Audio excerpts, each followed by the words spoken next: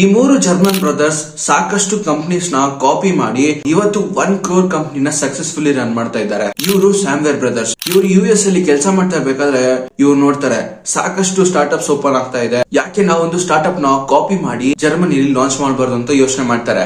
ಅದೇ ಟೈಮ್ಗೆ ಒಂದು ಸಕ್ಸಸ್ಫುಲ್ ಸ್ಟಾರ್ಟ್ಅಪ್ ಇತ್ತು eBay. ಅದನ್ನ ಕಾಪಿ ಮಾಡಿ ಜರ್ಮನಿಯಲ್ಲಿ ಅಲಾಂಡೋ ಅನ್ನೋ ಹೆಸರಲ್ಲಿ ಲಾಂಚ್ ಮಾಡ್ತಾರೆ. ಸ್ಟಾರ್ಟ್ ಮಾಡಿದ 100 ಡೇಸ್ ಅಲ್ಲಿ ಅದು ತುಂಬಾ ಸಕ್ಸಸ್ ಕಾಣುತ್ತೆ. ಅಂಡ್ ಈ ಕಂಪನಿನ ಈ ಮೂರು ಬ್ರದರ್ಸ್ eBayಗೆ ಸೇಲ್ ಮಾಡ್ಬಿಡ್ತಾರೆ $43 million ಗೆ.